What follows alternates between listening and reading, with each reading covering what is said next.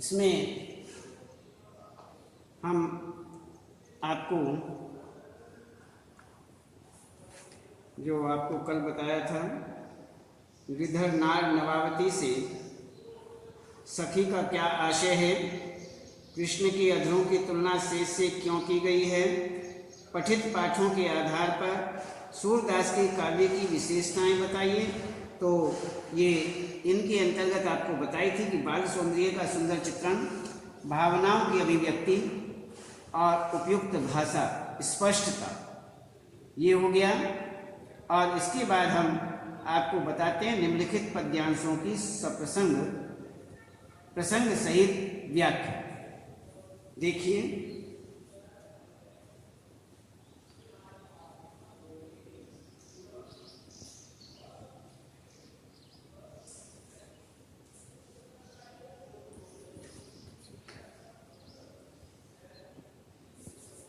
इसमें पद सु,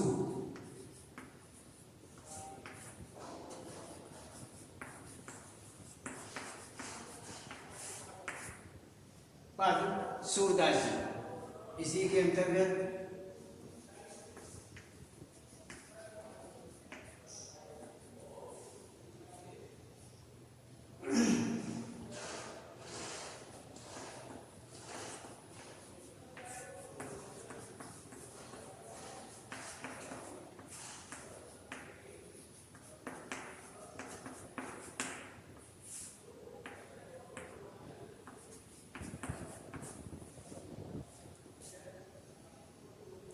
प्रसंग सहित व्याख्या।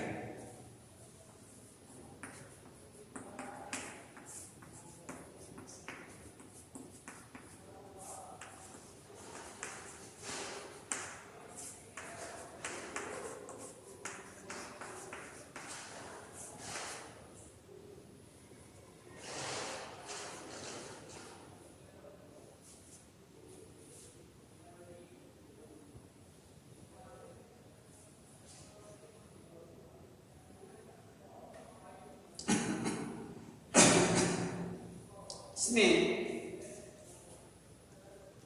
दो पंक्तियां आपको दी हैं, अलग अलग पंक्तियां लिख करके हम आपको बता रहे हैं। सबसे पहले हम पहले पद्यांश के विषय में बताते हैं, जिसमें संकेत,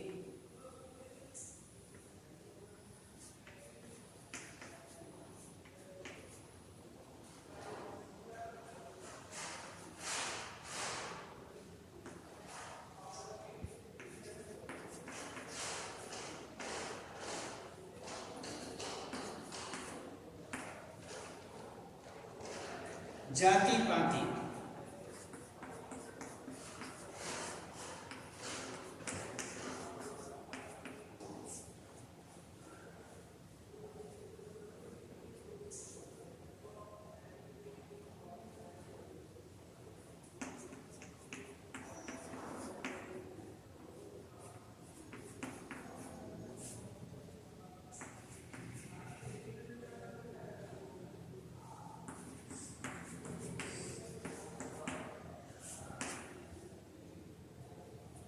ये आपका पहला कै।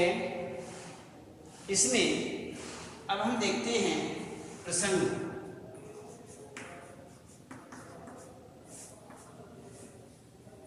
प्रसंग में यह पद्यांश सूरदास द्वारा रचित है।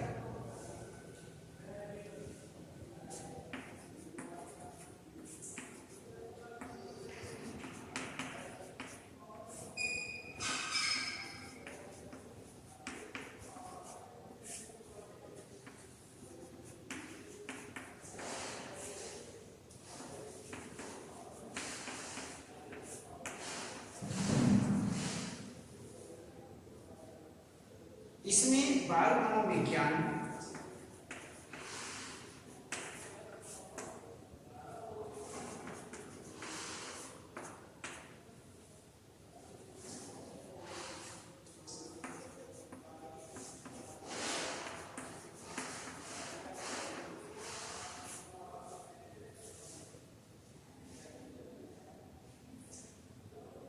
एवं बाल स्वभाव का चित्रण है।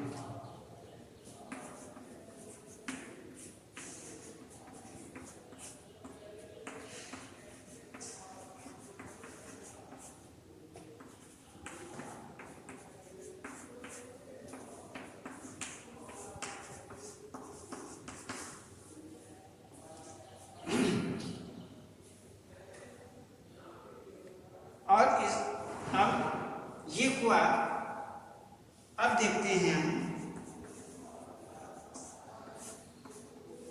व्याख्या। व्याख्या में ग्वाल बाल कृष्ण को डांटते हुए कहते हैं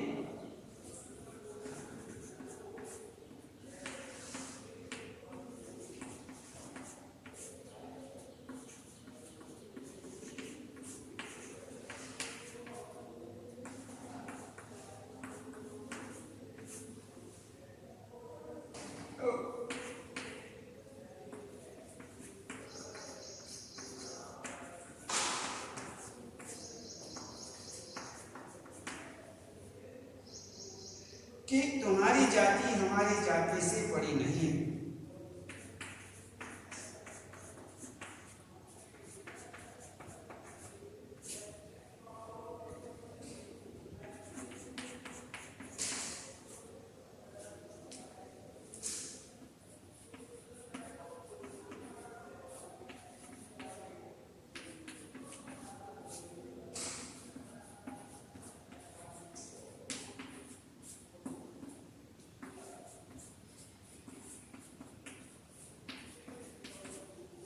बड़ी नहीं है और इसलिए तुम हमारे बराबर के हो।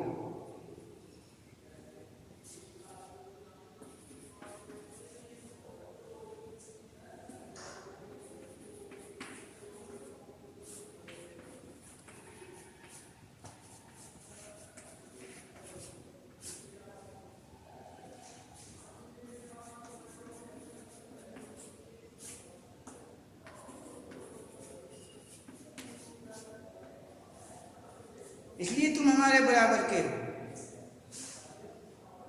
दूसरे, हम तुम्हारे आश्रय में नहीं रहते।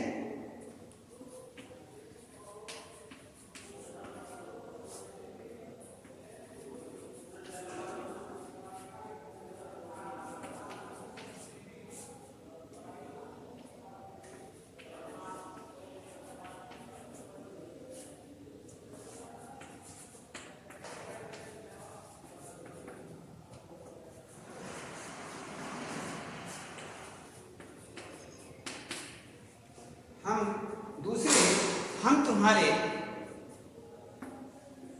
तुम्हारे आश्रय में नहीं रहते हैं। तुम इसी कारण अधिकार जताते हो।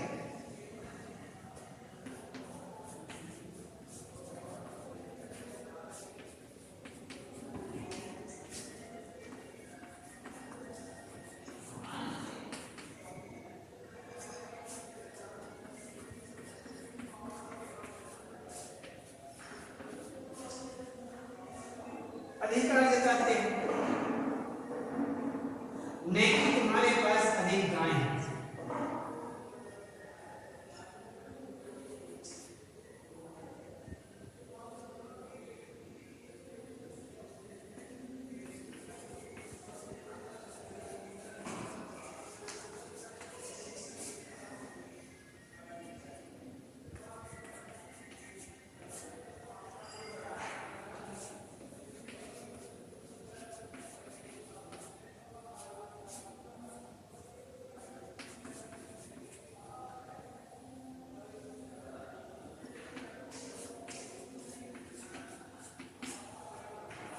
अधिक गाय हैं।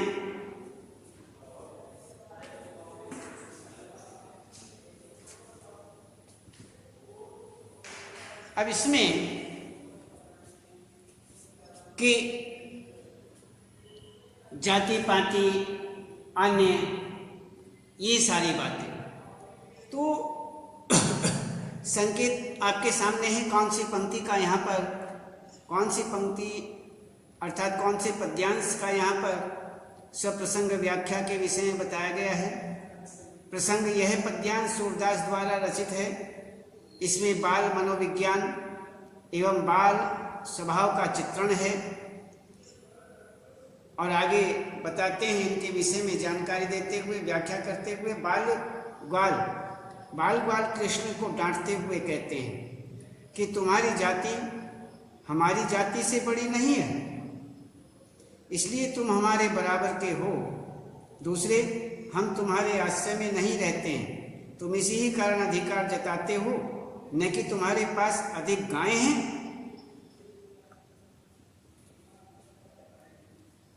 आगे,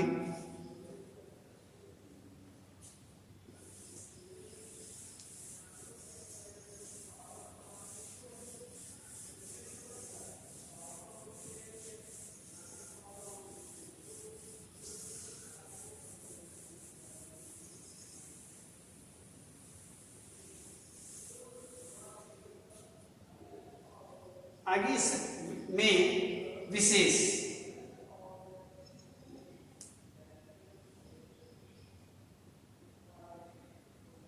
देखते हैं।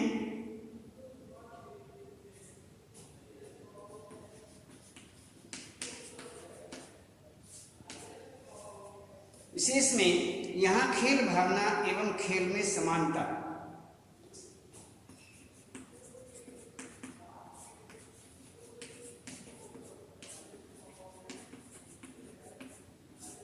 खेल भावना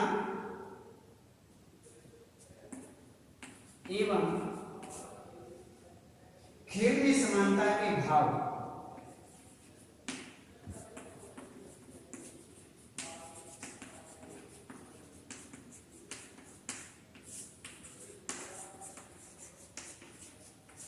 खेल में समानता के भाव की सुंदर अभिव्यक्ति है।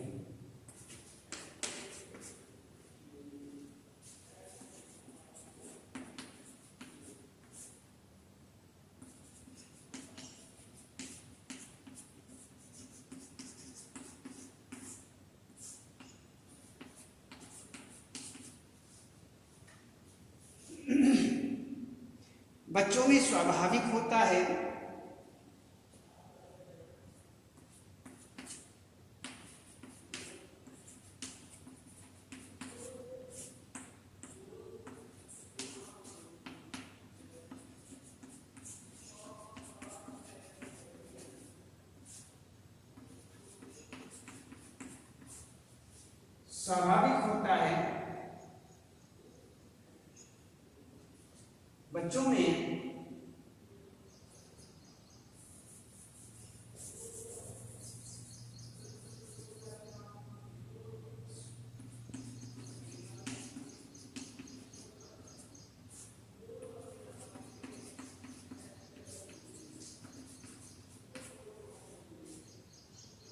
बच्चों में स्वाभिमान होता है, वे खेल में अमीरी गरीबी भूल जाते हैं।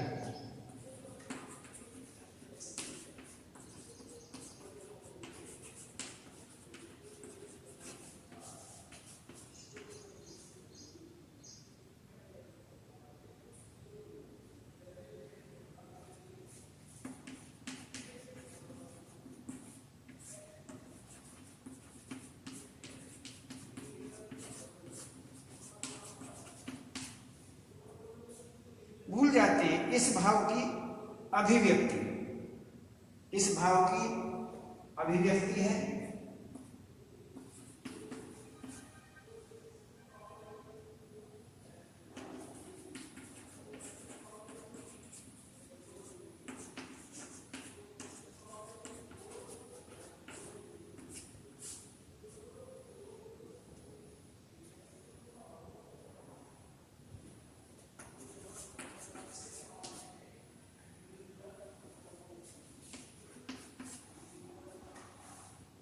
ब्रज भाषा का माधुर्य है।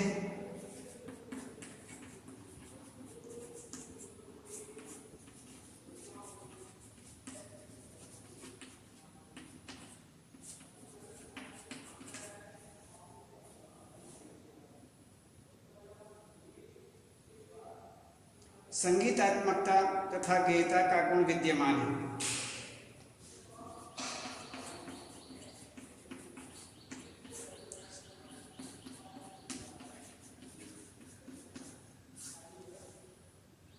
तथा गेयता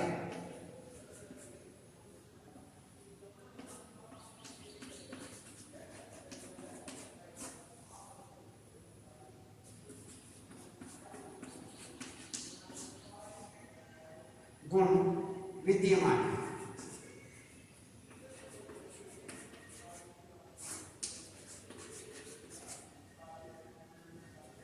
इसमें इसी ही व्याख्या के बाद विशेष में यह खेल भावना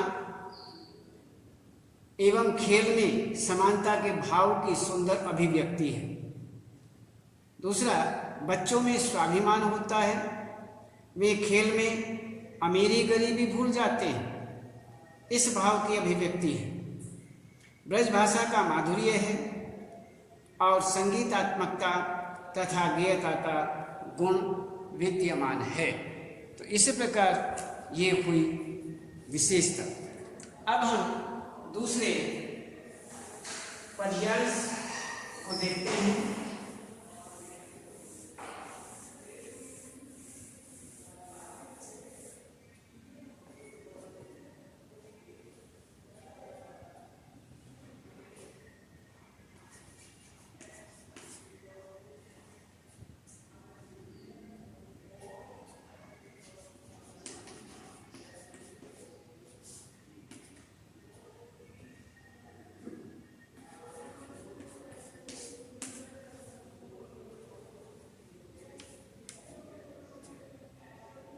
में सुनीली नवावती।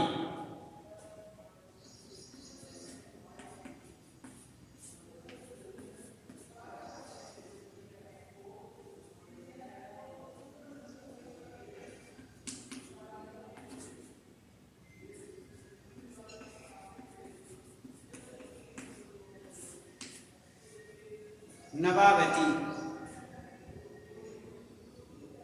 उसके बाद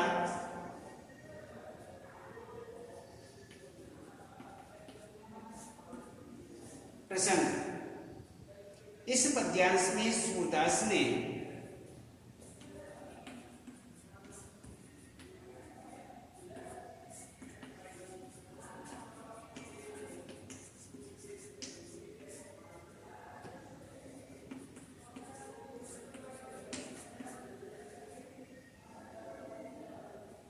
गोपियों के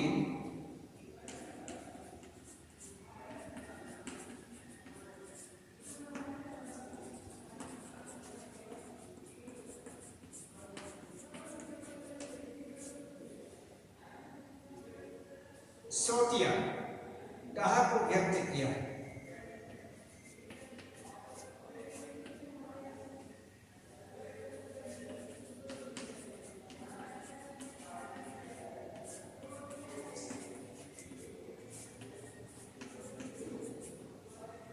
सोतिया डाह को व्यक्त किया है। इसमें अब हम देखते हैं यहां पर व्याख्या।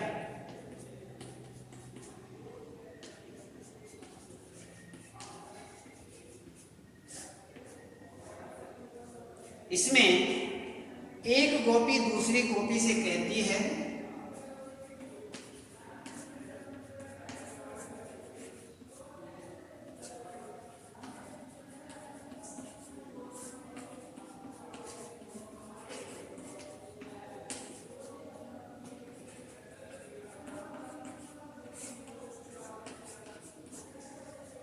एक गोपी दूसरी गोपी से कहती है कि सुन सखी,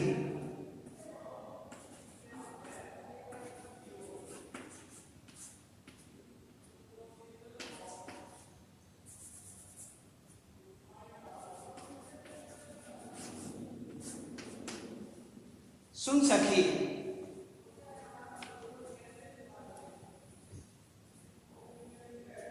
यह मुरली कृष्ण को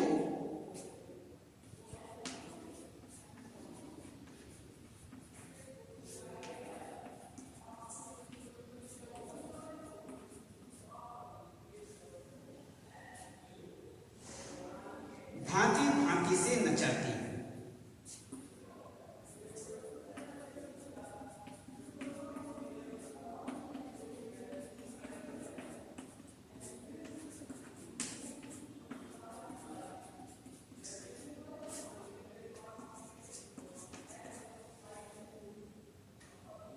वह उन्हें पैर पर खड़ा रखती है।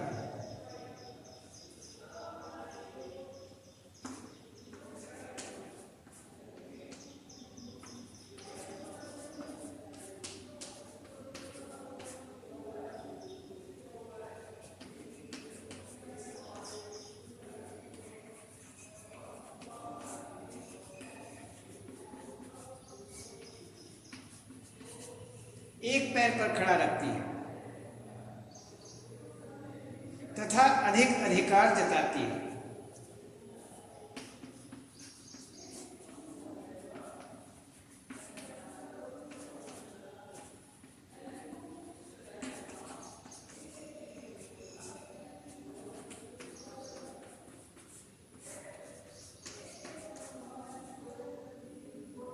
यह आज्ञा देकर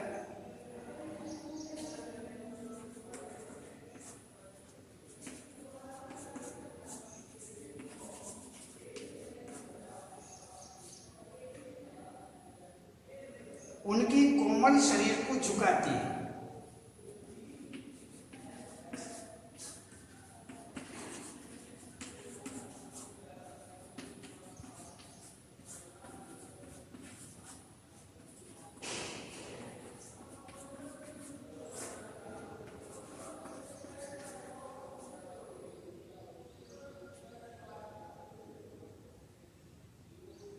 तथा कमर को टेढ़ी कर देती है।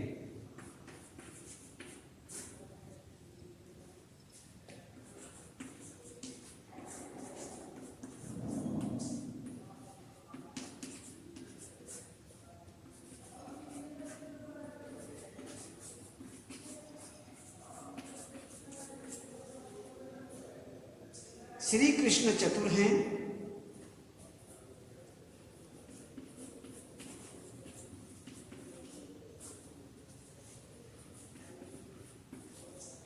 श्री कृष्ण चतुर हैं,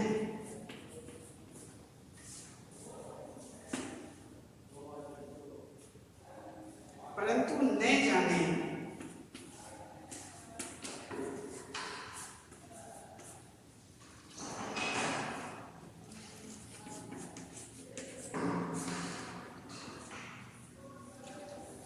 न जाने उसके किस एहसान तले दबे।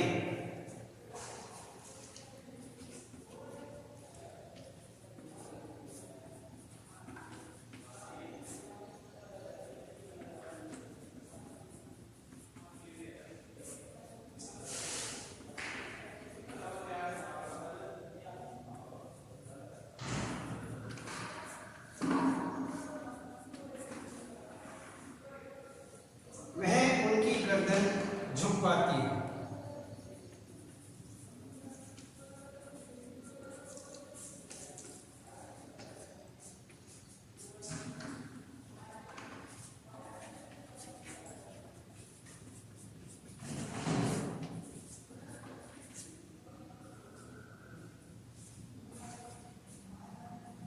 इसमें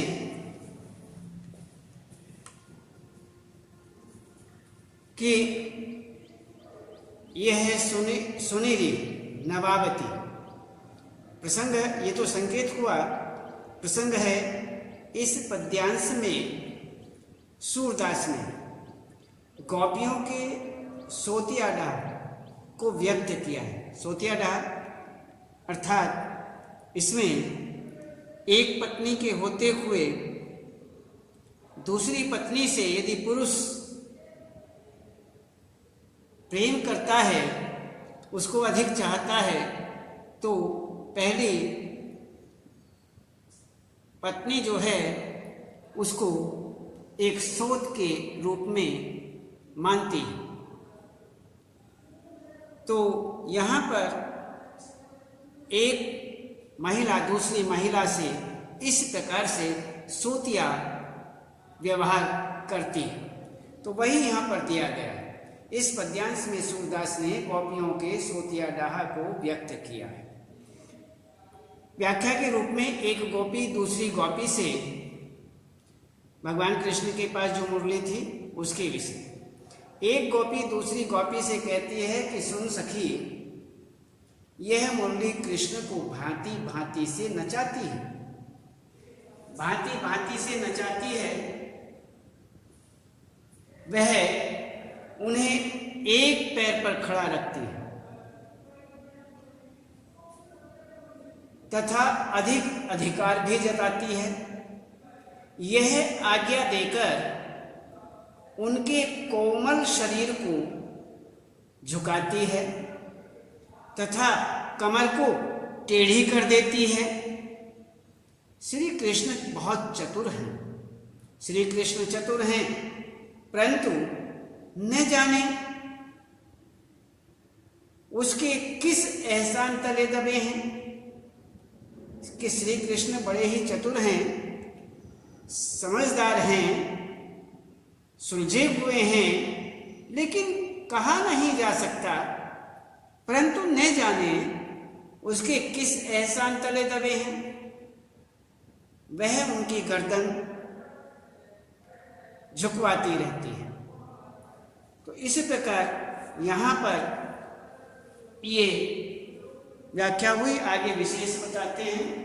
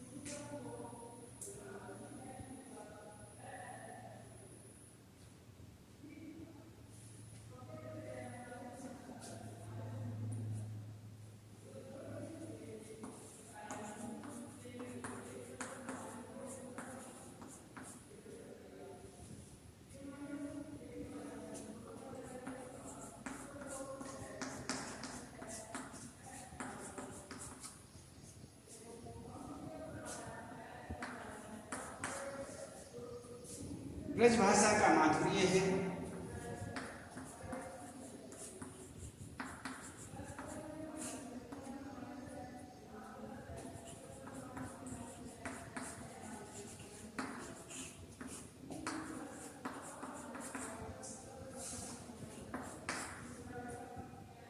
संगीतात्मा तथा गेयता है।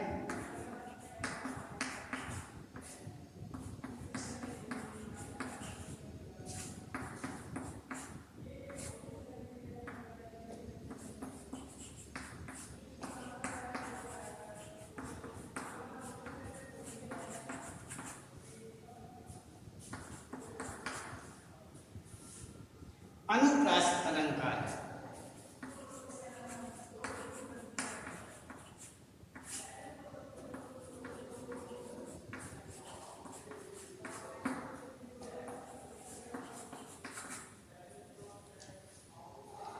इसमें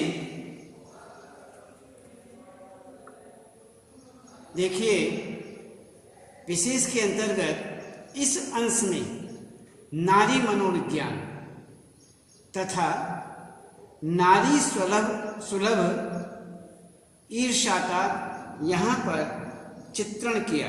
नारी सुलभ ईर्ष्या का चित्रण है, ब्रज भाषा का माधुर्य है, संगीतात्मकता तथा गेयता है और अनुप्रास अलंकार है। इसमें हमने आपको ये बताया, ये आपका प्रश्नोत्तर यहाँ पूरे होते हैं। कुछ प्रश्न हैं जो कि हम उन्हें आगे अन्यत्र प्रश्नों में देख सकते हैं, वे हम आपको बताएंगे। और आज केवल इतना ही हम रखते हैं, आज इतना ही, और इसके बाद आगे कल बताएंगे।